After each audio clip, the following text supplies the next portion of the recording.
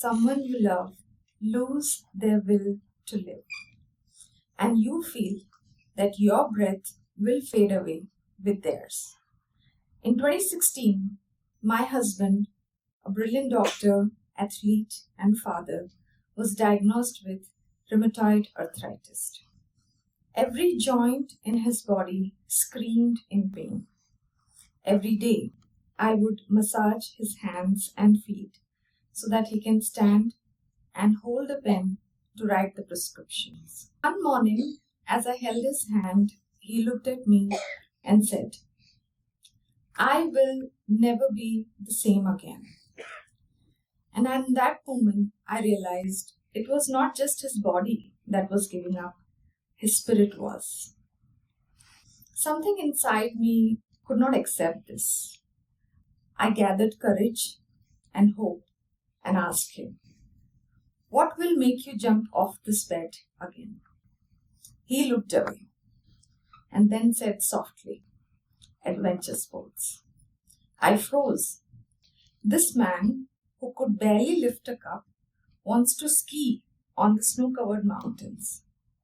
But instead of saying that it's not possible, I said, "Why not?" And that question didn't just change his story, it changed mine. I promised him that you will ski. Until then, we will live as though you already did. Every day he would wake up and see himself standing on a mountain, feeling the cold wind hit his skin. And I would imagine standing beside him, watching him come alive again. We started small, family outing, short road trips. Each kilometer we traveled was not just distance, it was faith in motion. Then after months of pain, prayer, persistence, his body began to respond to the medication. The man who once limped to work was driving again with enthusiasm. And the next winter, we packed our bags, our kits, our fears, and traveled all the way from Chennai to Oli. 6,000 kilometers from the Coromandel coast to the Himalayan Alps in India. When we reached Oli, it was as though the universe was waiting for us. -6 degrees. It was freezing cold and I could barely stand the wind. And this man, who once said, "I will never be the same again," was strapping on his skiing boots and trekking uphill.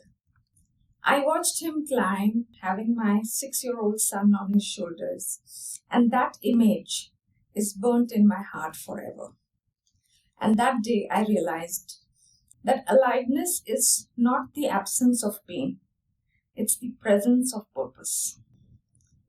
This man who needed support to stand was now pulling others with strength and joy.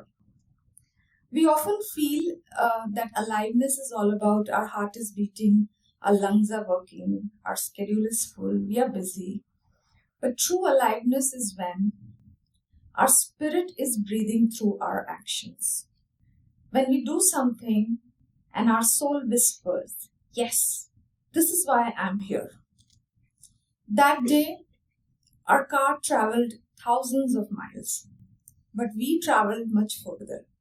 From fear to freedom, from despair to discovery.